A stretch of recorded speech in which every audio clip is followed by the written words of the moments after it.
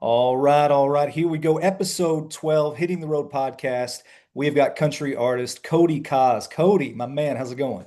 Dude, it's going good, man. Thank you for having me on. Man, it's dude. I'm happy to have you. I knew that, when we were chatting beforehand, man, I knew that I was excited to just hit some things that you're kind of, in the middle of and in the midst of, and things that I know you're looking forward to that are pretty exciting. I think looking down scope. So, real quick for those that don't know, Cody lives here in the Nashville area. He's a country artist. He's brought us singles like "Cab in My Truck," where I've been lately on my way. I would say, Cody, maybe this is safe to say, all together, you've probably got easily north of 1 million streams across all platforms. Is that safe to say?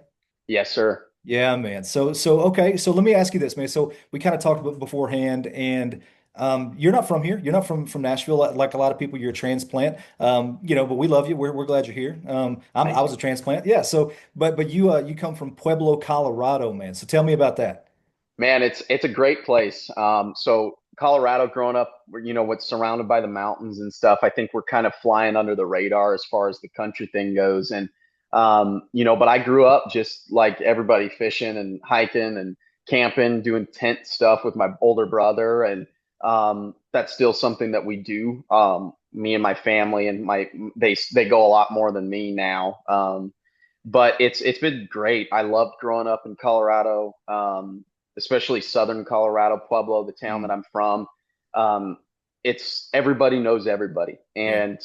and I think the biggest blessing that I have coming from that town is not only is just the community and the people just nice, but they're the most supportive of their own. Mm, And I single-handedly will say that my success comes from them and stems from them, as far as getting my name out there. And it's unbelievable, truly, how after the few years that I've been doing this, that I'll go play a show in anywhere in America, and mm, it'll be like, "Oh, I heard about you from my cousin from Pueblo, and we sure. came to check you out." And it's just been the most amazing thing. I'm so happy to be a representative of Pueblo, Colorado. I love the community, and just being able to represent it as I go across the world to do this, is something I don't look at as pressure. It's just an awesome opportunity.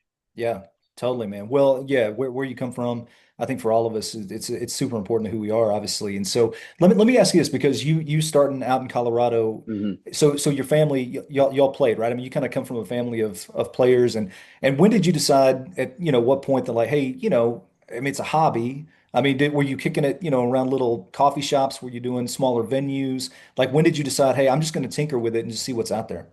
Yeah, so it was right before COVID, believe it or not. I had started. I always played. I always sang. I've done it my whole life. I learned to play guitar, self-taught my sophomore year of high school. Instead of a Letterman jacket, I asked my parents for a guitar, which was Yeah, the best decision I ever made. love that. Yeah, so I just slaved away at it, learning YouTube University how to play guitar, and I started just posting stuff online. And right before COVID happened, I actually started.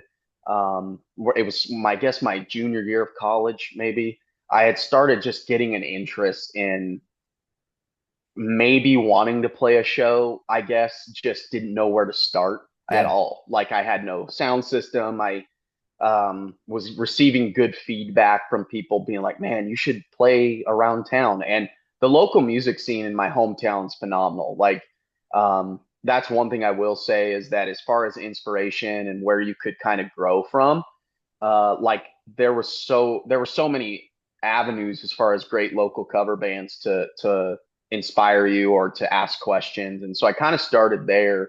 And then COVID happened and everything kind of shut down. And I had been praying for a sign after college football ended, and I got dumped out of a 4 year relationship. And I Oh was just man. like, started writing songs in my room. And I had started kind of previous, like a few months before COVID happened. I guess the announcement of COVID, I should say. Um, and everything just led to this like heading moment where Sure. I posted a video singing Reasons by Luke Combs Yep. on Facebook. And this guy who has since passed away, his name's Tommy Gidone. He put on a country music fest called Bands in the Backyard in my hometown, and it was very successful. He had a lot of big names play it. And that getting him, so he reached out to me is what eventually happened. And after this video and just asked, he said, hey, um, we're opening our facility back up. It was an Italian restaurant.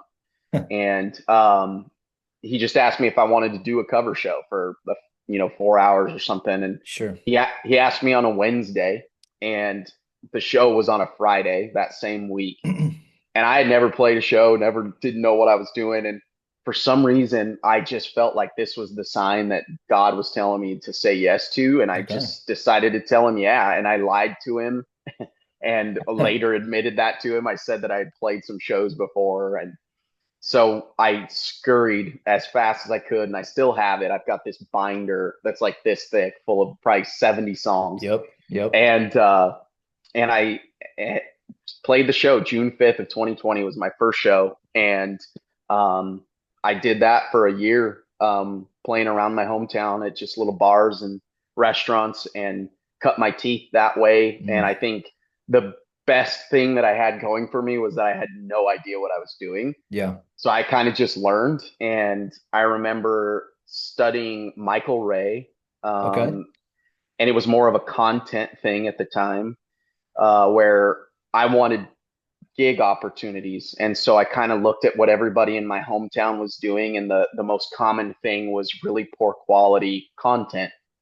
And this was in the heading of TikTok and all that stuff as it started happening. And so I knew I wanted to have a couple of really good, high quality images. And essentially, it was fake it till you make it attitude, where it's Yeah. like, I'm going to try to look bigger than what I was at the Sure. time. And um, man, I got a lot of opportunities just from that alone. So Yeah. it showed me how important that stuff is. And I've kind of lived on that journey ever since. So, Man.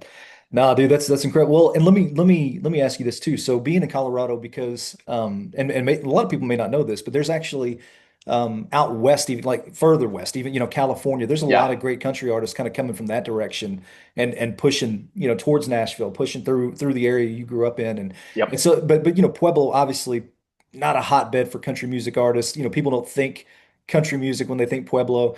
right. And so I was formerly an agent, right? So Hmm. one of the hardest things as an agent was getting artists out west, like routing them out west. Yes, And so Pueblo is not necessarily what we would consider like a top tier, first tier market.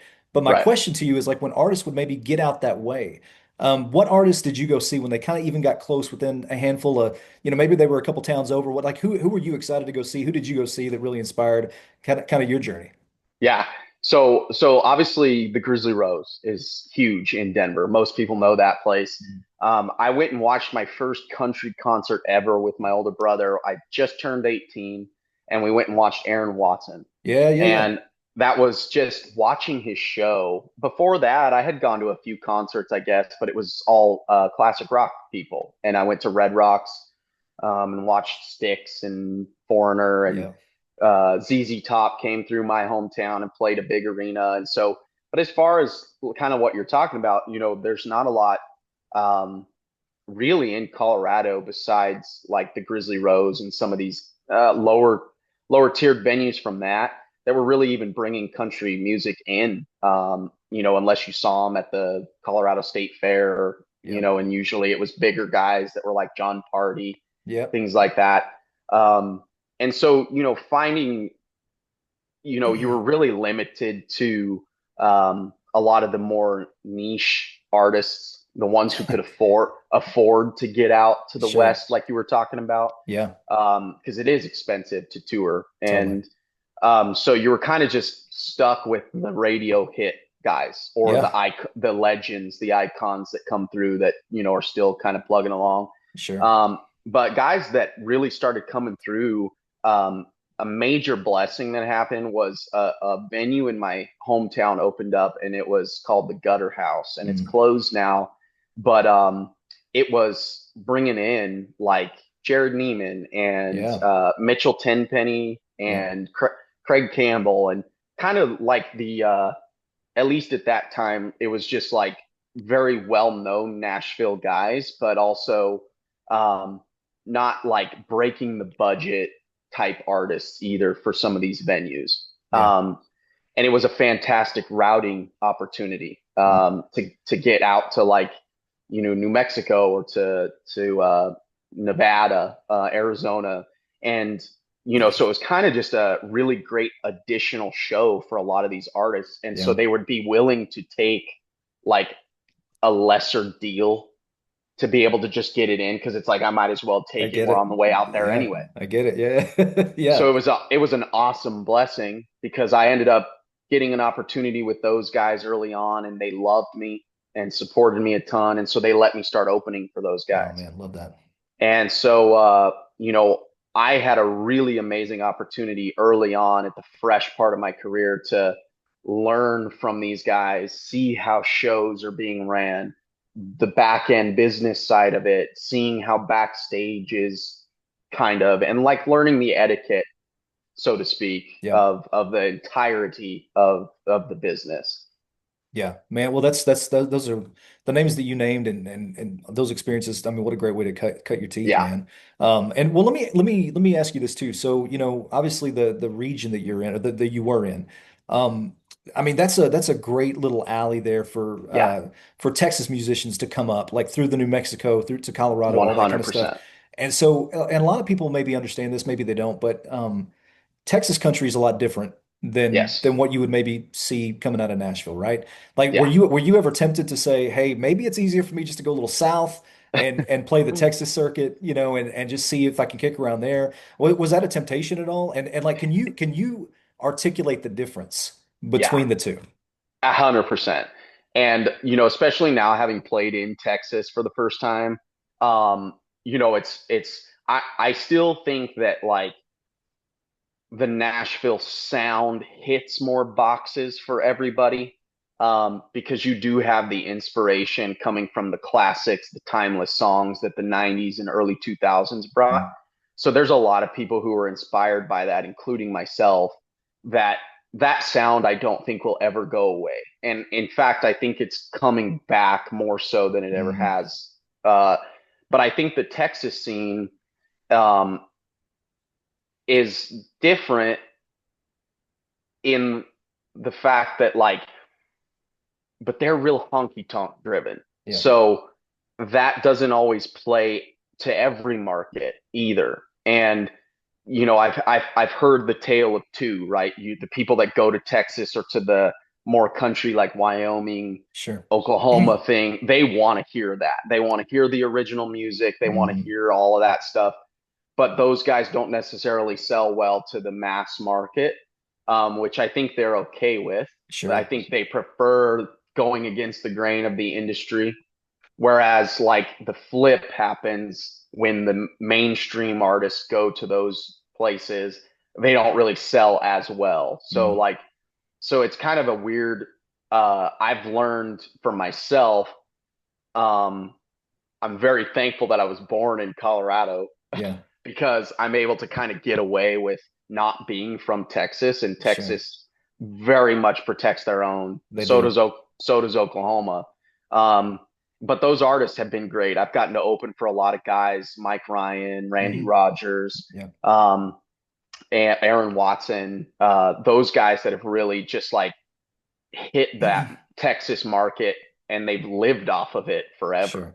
Sure. Um, Aaron Watson gave me a really good piece of advice once that was like, if you can get 100,000 loyal fans, just that's it, 100,000, you'll be set forever. Yeah. And like in this day and age, like you're talking about this, social media driven aspect, it's changed things. But I think that the live show is more important than ever. And Yeah. that's where I think that's why we're seeing the Texas artists rise and that Texas sound or that more edgier rock sound rise because the content artists, as much as we think it's so important here in Nashville, just isn't hitting because they don't tour, they don't Yeah. play, they don't know how to, whether, what for whatever reason, and it's just not selling. And so we're finding the meshing point of both again, like there always is, but Aaron Watson also did give me another piece of advice about TikTok and the social media thing,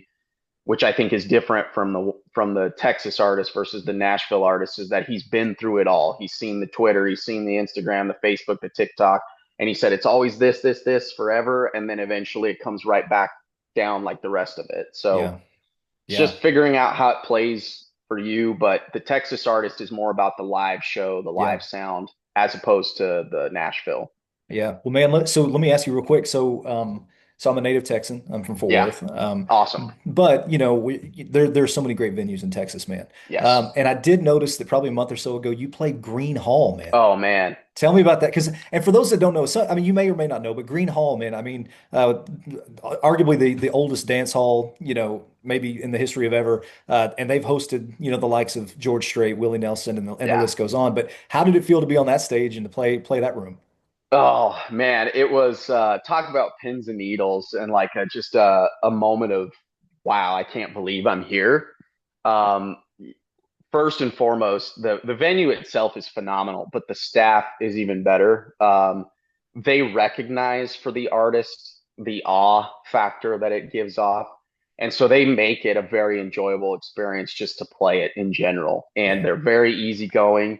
I definitely don't think that like when they said that I was good to play it, Lexi is phenomenal, the GM there, and is going to vouch for me for wherever in Texas. So I'm very Oh, thankful for wow. that relationship with her, and that they enjoyed our show and that the audience enjoyed the show. And we're actually planning to go out there again this fall when the colleges start coming back. Yeah. And so I'm really excited to go back and kind of explore, some of the other college areas of Texas. But Green Hall, just like you're saying, I mean, it's like the music and the history speaks to you as you walk through the building, all the Yeah. pictures on the wall. And um, I made sure to slap my sticker on the Yeah. wall. So Yeah. I didn't forget No. that part. Awesome, dude. That's amazing. Yeah, well, dude, congrats on that. Well, Thank you. so real quick, I know that you touched on it and we talked a little bit before we jumped on.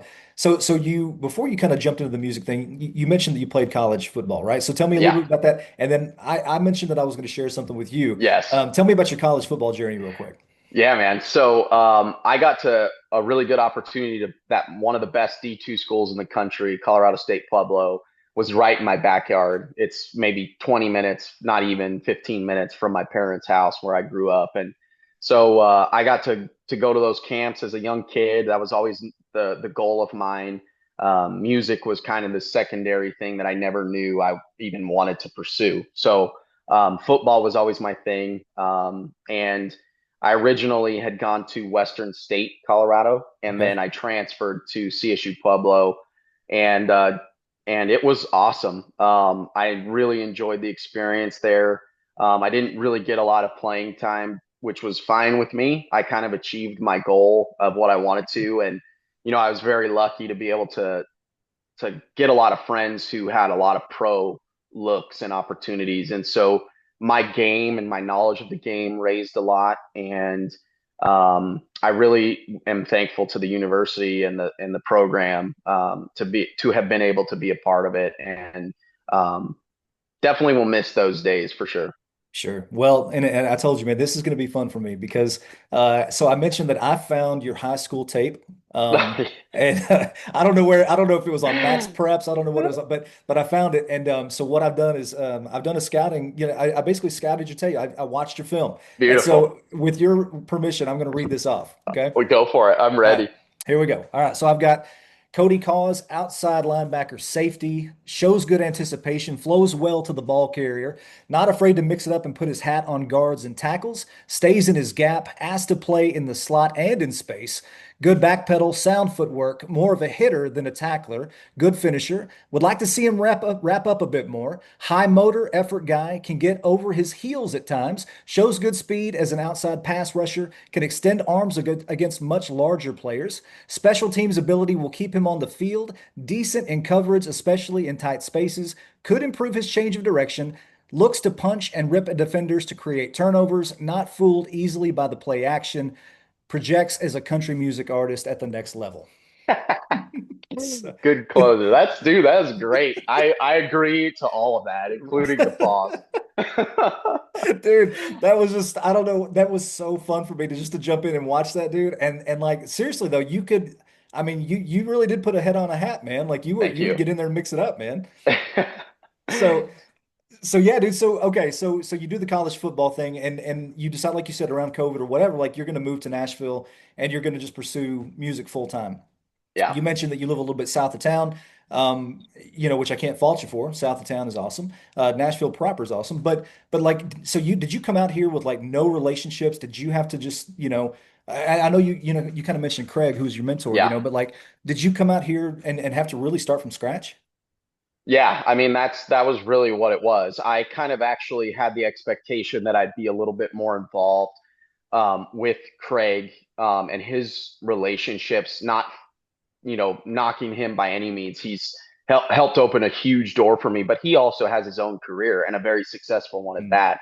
And so I kind of just naively thought that it was going to be like palling around with him a lot okay, more than what sure. it was. And it just kind of wasn't really that. And um, so I did really just kind of have to come out here. And I remember, the first 3 months I was here, I literally went from my apartment to across the street to the gym to the grocery store, and that Mm, was it. yeah, I really didn't even know where to begin. I had kind of been told in the beginning to avoid the Broadway yeah, scene, the Broadway circuit. Um, and not to again knock anyone that does Broadway, and I did it myself for a few months, and but it just has a. I was just told to avoid it because you can have a tendency to get trapped there, yeah. and the money's great and the feeling of success there drives something, I guess, too. But it's very easy to think you're doing something when you're singing other people's number one hits. Yeah.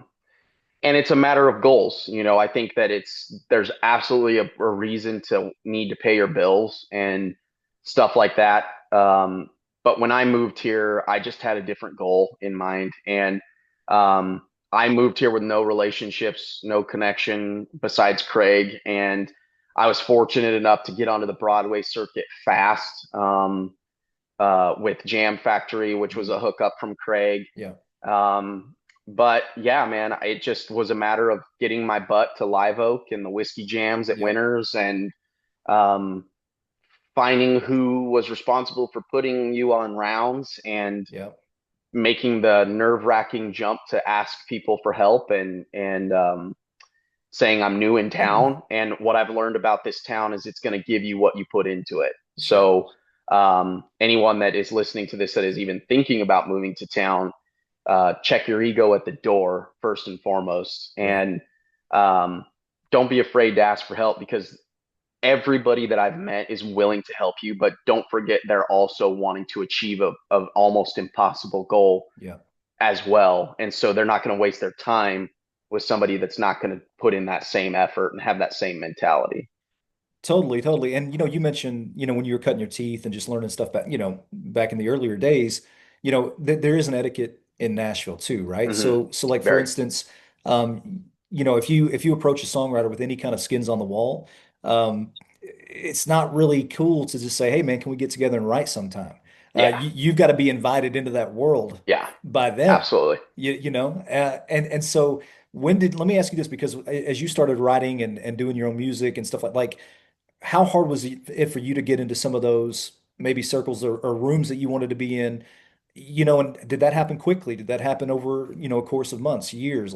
Your creative process, has that been, I guess, sub question, has that been aided by people that you feel like have brought a lot of value and like you said, help to your yeah. career? I think it's a little of both. Like I said, when I first moved here, I was in rooms that I wasn't ready for. Yeah. And that was, being with Craig, and stuff like that. Um, One of my first writes I ever had here in Nashville was with Jeremy Bussey. And, if his Laurie's a Hmm. Grammy writer, Yeah. Grammy winning songwriter. And wrote the breaks off of a song that we did together, and it was awesome. Craig ended up cutting it, and so I had a big artist cut within months of being here. And um, did I contribute a lot to the song? Hardly anything, Yeah. and it was more like I just didn't even know where to start. I was also learning how to write songs that were even worth being heard. Yeah. And it's a very difficult thing when you kind of show your catalog to uh, the business side of people, and they're like, these are terrible, Yeah. and it's like 20 songs that you poured your heart and soul Sure. to, and you're like, these are not good at all. And you're just like, ooh, I'm in for a wide awakening. And so you just have to kind of learn to cut through the criticism as well. And Sure. so I think what I learned is that you do have to write with everybody you can when you first come to town.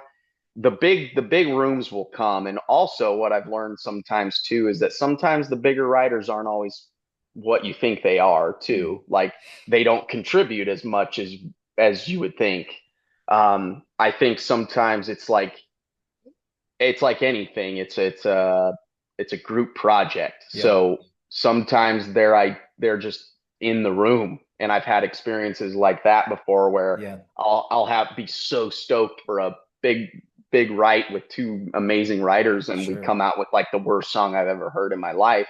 Yeah. And then you write a song with a couple of your buddies while you were just sitting around a fire one night, and you're like, Yeah. "You guys want to write a song?" You're kind of have a whiskey buzz or something, and you're just like, and Totally. then we write a smash hit in 20 minutes. Yeah. So don't be like feel like you have to write in these massive rooms. That'll come with time. And Sure. then, as publishing deals start to come in, that's a whole nother Yeah. thing. But I've written I also think you find out who you are as an artist over the time that you are here and what you want to be. And that determines who you'll write with as well. Like I love writing with the same guys because they get me and Yeah. I get them, and they kind of understand the sound. And um, so I think that, if you're looking for the artist thing too, really don't be afraid to kind of put your voice in there and be like, hey, I'd really like to write for me, if that's okay. Be receptive to everybody's ideas. Don't be afraid to throw your ideas out there, but also always come prepared too. That's when I first moved here, I was always thinking, oh, we'll just come up with the idea when you're here, and then you'll sit for 2 hours Yeah. and come out with nothing, and it's just wasted time. And so I always like to kind of have a few options, even if it's just melodies, stuff that I one thing that I'll say too that I do to help me with my writing is I constantly am writing, Mm. even if it's just like a really cruddy chorus that I think of in my car. I'll record it, kind of just have that idea there, so I'm not just blind when I go into these rooms. Yeah. And then when you are faced with a big writer situation, you just seem more professional. You seem Yeah. like, you know, so I've been very thankful that my ideas get used a lot just because Yeah. you're bringing something to the table. Sure. And and that's the thing. I mean, because I'm fortunate that, I have friends that are, hit songwriters, things like that. And one thing that they'll say is, bring 2 to 3 ideas, Yes. every time, because if you show up empty-handed, you get your tail end handed to you. Hmm. I mean, like you said, it will be the most awkward 2 to 4 hours, Yeah. and it'll feel like a slugfest in there with Oh somebody yeah. that you may have looked up to before you walked in Yeah. walked in there. But dude, no. And so let me ask you, so are there a couple of guys that are maybe lesser known that you write with that you're like, man, because what happens too, and I don't know if for a lot of people that may listen to this, you've kind of I don't want to say made it, but like a lot of these songwriters, if you can get into someone's camp, it's kind of Hmm. what, like if you can get into Carrie Underwood's camp, if you can get into, Yeah. Sam Oh Hunt's yeah. camp, all that kind of stuff. So like are there, guys that you're writing with that are like, man, they're writing some bigger, maybe stuff that just hasn't been heard yet. Yeah. Maybe they've got publishing, like guys that you'd like to kind of put on blast and give them a little love right now. Oh yeah. A lot of my friends, they're phenomenal, and they have the same mindsets as me. But the first one that comes to mind, and he's always the guy that I answer, is Dan Marshall. He not only is like my best friend, one of my best friends, but he's just phenomenal voice. He finished top 15 of American Idol a few years ago.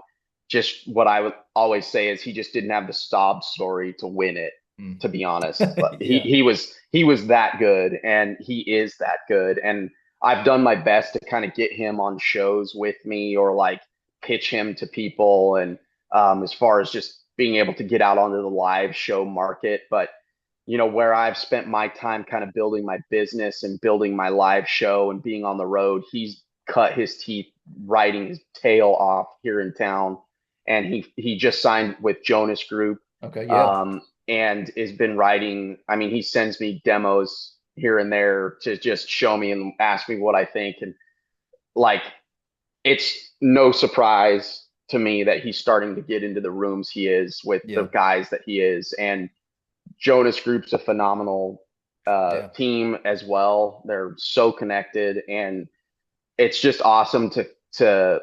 I've always known he's a good rider. He was with me on Friday Me, and so, but just to, he's fantastic. And then a couple other of my friends, Matt Gorman and Kalen Robertson.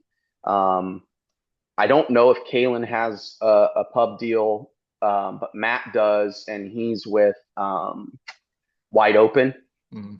and uh, writes a lot with Jaron Boyer. Yeah. And I don't really know him super well, but I do know Matt pretty good. And they just had their first Bailey Zimmerman cut. Okay. Um, so they've been celebrating that, and Sure. that's just a good win for the good guys, for Yeah. guys, we all moved here at the same time, really. And so it's been awesome to see them succeeding. The other guys, Jake Matthew, Mm. and he just put out his first EP, and I think it's titled Drifter, but he's a writer on all of those, and just phenomenal. I mean, they're great vocalists. They're really just cutting their teeth in the right ways, trying to do it the right ways. And then my producer, who's also a phenomenal writer, is Brent McCullough. And those are probably the people that I would say are the guys that I really look up to on the same playing field, where it's like, I want to work hard because they're working hard and Yeah. they're my buddies, and birds of a feather flock together. Yeah, And man. like you were saying earlier, the camps, right? When one person in your camp succeeds, you all eventually Yeah. succeed. Absolutely. So that's the Absolutely. goal. Yeah, man. I mean, yeah, and you do. You want to be selective with who you kind of hitch your wagon to, and vice Yeah. versa. And like you said, iron. Well, iron. Well, you didn't say it, but iron sharpens iron. And Iron sharpens iron. yeah, man. So let me ask you this too. So you were pretty transparent. You had a situation here recently when you were out Oh touring. yeah. Somebody stole your gear. Is that right? Yeah. Yeah. What happened, man? Man, so we just got off the road. We were on the road for 6 weeks straight, and I was starting from the UK, going to Texas, going up north to Montana, North Dakota, South Dakota, back into Colorado for a minute, and then we finished in New Mexico. And so we get off the road, and rookie mistake 101 is we left our band trailer packed, and we're tired. We went from Pueblo to Grand Junction, which is a 7 hour Mhm. drive, and from Grand Junction to New Mexico, which is about a 10. And we drove halfway. And so it was just a lot of driving. And we were just all spent. We were like, we'll get to this tomorrow. And we left the trailer packed, but it was at my tour manager's house. Oh man. And then he brought it to his work and that morning, and was only going to work a half day, but he had to go in, and he parked it behind the building, his building. Okay. And so Oh it what man. he got there at 5:30 in the morning, and a guy from a construction site, we think all the footage that we've seen, um, somehow hightailed it over there, busted it was just a one-man operation, but he was wearing his construction stuff, so that's how we can kind of notice. Yeah. But yeah, he wasn't even parked for more than an hour, and this guy just busted the brackets off the trailer door. Man. Didn't even mess with the lock, which I didn't, to be honest, didn't even know was possible. Yeah. And cracked the door off, and then just threw everything that was kind of at the front. So my drummer lost literally everything he has. Oh man. So that was about 15,000 ish, a Sure. little less in damage. And then they took a lot of toolboxes, camera, laptop stuff. all Man. of our cable box full of all our cables, our mic box with all our drum mics and mics, talkback mics, all that stuff. And then a few other things that they kind of combed through. So what we inevitably ended up doing to find out everything that was missing was we set up everything. Yeah. And so we kind of started to market. And then the problem is you don't realize what you're missing too. Yeah. You're like, yeah, there's so much stuff in that time of panic in a way where you're like, I don't even know what we are missing, to be honest. Yeah. So then what we've ended up figuring out too is it's just like little things, even it's like, the gaff tape bag Mm. and like the markers and things like that. So Yeah. we're just trying to comb through it all and we're still combing through it. But yeah, it was the worst. I was getting ready to hop on a flight to come back here, Yeah. and my tour manager called me right before I left for the airport, and he was like, "Well, it finally happened." And I was like, "What?" He goes, "Well, the trailer got broken into," and then my heart Yeah. just sank. Oh Man. my gosh, Yeah. the Yeah, worst. man, over the years, I think my houses have been broken. This is crazy. My houses have been broken into twice over the years. It's a miserable feeling, man. It's a miserable feeling Oh yeah, when somebody has just kind of invaded your space or, taken the things that maybe, you held, dear to or whatever. yeah. I mean, in your case, just all your gear. And so like I know that you started a GoFundMe. How's that going? And what are you trying to raise? Yeah, so we're kind of just trying to recoup what we lost, which was a little over 20,000. Okay. I think it's at like 10,000 now. And then we have a few donations from the outside, just like that didn't want to be, they wanted to just be anonymous, Sure. stuff like that. So we're trying to get to that goal. Like I said, it's kind of just hit or miss. We took a guess at what it was. Like I said, my drummer lost pretty much everything. So that alone was a huge hit. Mm.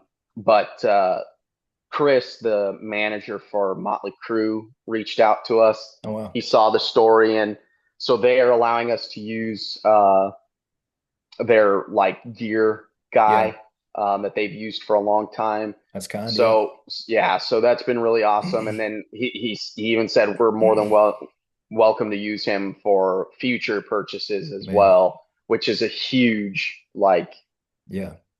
thing to Yeah. have. So we've had some people reach out that were like, higher name folks for help. And, my thing is I don't want it to be just like something to line your pockets. So anything that's kind of raised outside of that mark is going to just be donated. You know Sure. what I mean? I don't want it to be something that's like, oh, yeah.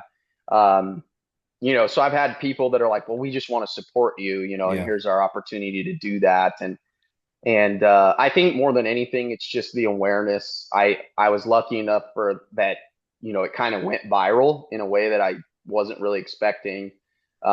We had a lot of news outlets here, even in Nashville, reaching out to it. So it kind of showed me the network that I've grown here in the last few Yeah. years as Yeah. well. Um, so really, more than anything, it could have been a lot worse. And that's what I've said to people before. Like I've had friends of mine, the Texas artists, that 60,000 in gear loss. They got their whole trailer lifted. Um, so I'm very thankful, honestly, that we are capable of replacing what we're replacing. What was taken was relatively the smaller things. Like they didn't take my rack, which is Yeah. 15 grand Yeah. all by itself. My guitar's 15 grand. It's like stuff that was truly like pricelessly irreplaceable for Absolutely.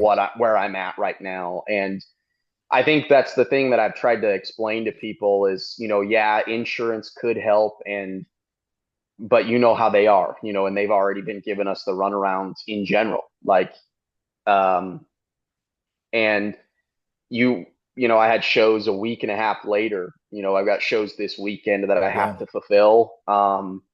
And opportunities that are, we're here going to announce here soon and stuff that we're trying to land within the next couple months Mm. and accept for this fall tour stuff. So you just had to replace it fast and you didn't have the time to kind of regain $20,000 to make that happen, Yeah. especially stuff that really wasn't mine fully. So yeah, Yeah, well, yeah, man. Hopefully, and what like you said, what an amazing thing that the community kind of rallied around you a Yeah. little bit, and I mean, what a blessing to have people that are going to root for you. So, so a couple more things, man, and I won't keep you any longer. But so I had seen another post that you put out where apparently a promoter. Let me back up a little bit. Someone had shared an email with you saying that they believe that you were maybe too much of a God guy. Oh yeah, yeah, yeah, yeah. Too much of a God guy. So I mentioned to you, but you and I, we have faith in common and everything. And but how does something like that hit you? Like I know that you shared a little bit on your Instagram, but when Yeah. you get an email like that, I mean, because I think that they mean it as a put off. Yeah. You didn't see it that way at all. Not at all. Not at all. I think for me, I recognize that this all is only happening because of the Lord, and the people he's surrounding me with. I'm okay with that. Like Yeah, that's fine with me. If my supporters are the God-fearing people, even if they're not, I have one job on this earth, in my opinion, and that's to spread the good news. And mm, it's not my job to force people to buy into it. My job's to maybe hopefully plant that seed and surround people with a community of people that maybe have the same mindsets, and then the Lord does the rest from there. yeah, Um, so when this promoter kind of told me, it was an interest. I'm not sure how much I want to share. sure. It was like how it all kind of came to be was it was a hesitant hire, so to speak. Um, and I wasn't sure why there was such like a that was the reason, like I didn't understand why it was such a we maybe want to hire you, why it seemed like I was kind of getting the runaround and whatnot. It was weird. Because I sell well, especially in Colorado. My numbers are very good. So I was a little confused, and we ended up getting the deal. And then the day of the show, um, this guy comes up to me and was just like, "Yeah, we were kind of hesitant," and I was just listening, thinking. And he brings up this email, and I was kind of thinking it was going to be like a hate, slander, Yeah. some type of rumor, which is inevitable. And the week before, I had some lady threaten to shoot me on Oh, stage and wow. had to get arrested. Just some lady I've never met in What my in the life. world?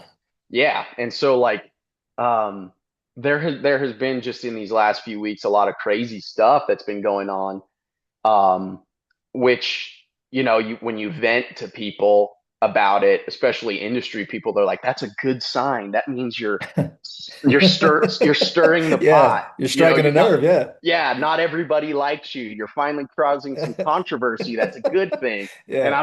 I'm like, is it Yeah, like? exactly. So I accepted that for what it was. And so when shortly after that all happened, I have this guy. Um, telling me, yeah, I got this scathing email from this gal, and I was kind of expecting maybe it was that same person, or um, just the similar things you hear. Oh, he's not good. It's bad show, Yeah. whatever.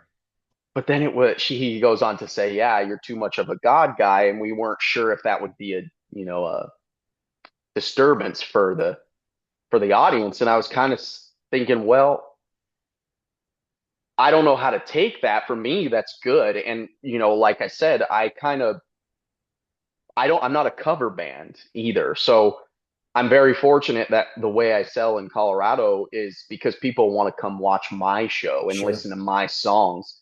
And through word of mouth or whatever, and I've been fortunate enough to uh, really interact with my fans a lot, my supporters, and Yeah. um, it's become a lot bigger than music for me. Like I've gotten to meet young kids and older people and every age in between, and why they like my music. And a Mm. lot of the times it's because they feel like they have this community of people that are good to each other. And what I've seen, not knocking anyone else's thing that they do, but you're never going to see me flipping out the cameras, cussing on the mic, or Yeah. just raising all hell basically. Yeah. There's artists out there that do that, and that's great. That's their people. And um, but I just remember the kind of show that I wanted to see as a fan, and that's what I Sure. want to deliver. And so the audience, in my opinion, knows, and I'm very, like you said, upfront with it. So I know the community that's getting built that listens to my music, and typically it is people that are faith based and want to have just a good time at a good concert and hear a good message. And I've been through a lot of things in my life, and especially during my music journey. And the only reason I've been able to get through some of that is through Jesus. And so I'm not going to hide that Yeah. at all. And um, because that to me, that's disingenuous. And it's also doing the opposite of what we're called to do here on this earth. So, Sure. Well, and man, I've kind of got a thought based on my experiences, right? Is mhm. that, I think that for a lot of guys that are, or not even guys, any country artist, male, female, doesn't matter. For those that are in Christ, as your relationship starts to mature and deepen, with him, your art can't help but start to reflect that. Yeah, Like that right? Because a it's hundred like percent. you don't start tipping the other direction. At least that's the hope. You don't want to start, like you said, Yeah, raising hell and all that kind of stuff. As you grow in him, that art represents him more and more, and a hundred percent. those conversations represent him. And there may be people that hear this right now, and maybe they, it makes them a little itchy under the skin, and that's okay too. But there is such a hope. And man, having an ambassador, out at shows like yourself, where you go out and you get to touch people and have real conversations with them. I mean, it's a gift, man. It's a Yeah, blessing. And so, dude, I just wanted to tell you person to person, man. I just think that thank you. that's incredible that you represent Jesus like that. Okay, so real quick, you're from Pueblo.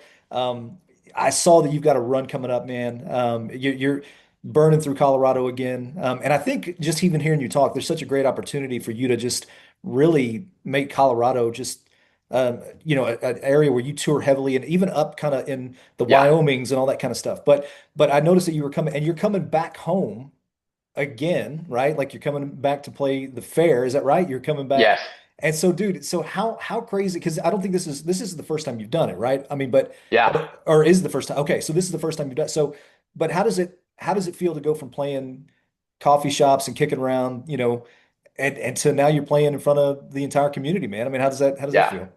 it's amazing. I think that's what really, like, that's the coolest thing for me. Artists sometimes will say they don't like really going back to their hometowns for whatever reasons, and I totally understand the reasons. I get it. But like I've just not experienced that yet, and maybe I will over time as things, but I try to do as much as I can to give back to my community as well. And so I think that they appreciate when I come back home, and that'll never change. I've always said that, especially for the people that helped me kind of get this thing rolling, the first venues that took their chances on me. No matter how big I get, I want to come back and do something for them to where they can make a lot of money, and maybe I can do something for free, or whatever the case may be. But as far as playing the fair and the shows that we have coming up, it's just, I think more than anything, it's amazing to see it grow. Yeah, I've always sold really well, especially in my hometown, even when I first started. My first show that I was mentioning earlier, June 5th, 2020, at this Italian restaurant, it was outside under the tents, and there were like 200 people there. And I remember Mm. driving by, seeing all the people. I was started just sweating, this Yeah, cold I'm sweat. sure. And, I saw the grow, the ebbs and flows of it. It, like, I cut my teeth by learning how to be terrible at my job too. And so what I've liked to do every time I come back and play in my hometown is give the room for growth and to show the people that have continued to come to my shows. There's no better feeling than to hear them say, man, you just get better every time I see you, or Mm. something like that. And I've studied time and time again artists like Cody Johnson and Yeah, Luke Combs, guys that I really look up to their live show. Like I study it, and I'm very thankful that I have a good musician group here in sure. town in Nashville that have helped me kind of organize a real professional show, and the tracks and lights and everything that you want for the visual aspect and the tightness, the smoothness, the flow, things that kind of go missed when a live show is goes on. There's so much more that goes into it. So I think what I'm excited about this time for playing the fair in my hometown is that I'm getting to play the little pavilion thing, Mm. and that's like a really known thing in my town. I played the state fair at the event center with Trace Atkins last Yeah, year, which was I saw that.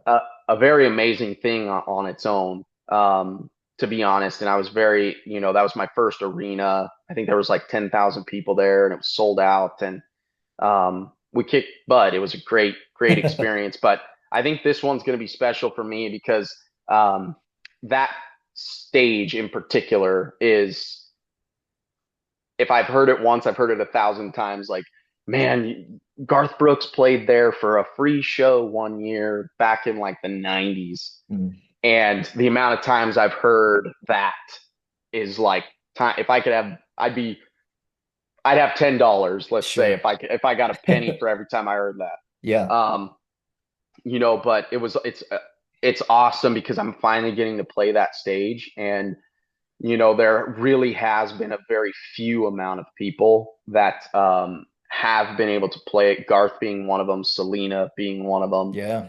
Um, and so the fact that I got offered that show tells me how much my town thinks I'll do well there, and the Colorado State Fair organization. Um, Very excited for it for sure. Man, that's something, man. Just great, great for you. Happy for you that that's going on. So real quick, I'm just gonna go ahead and give a shout out. You got a good run of days coming up in August. You're gonna be in Lamar, Colorado. It looks like August 9th. Then you're gonna be in Denver, Colorado on the 22nd. You're playing back-to-back shows in Colorado Springs on the 30th and 31st. And like you mentioned, you're gonna be back at the Colorado State Fairgrounds in Pueblo on September the 1st. You can check out Cody Cozz official .com for updates, and then you can check out Cody Cozz music on socials. Cody, my man, I just want to thank you, dude, for jumping on and for being so transparent. We're rooting for you, and thanks again for jumping on, hitting the road, man. Thank you, brother. You bet. We'll talk to you soon. Sounds good. All right.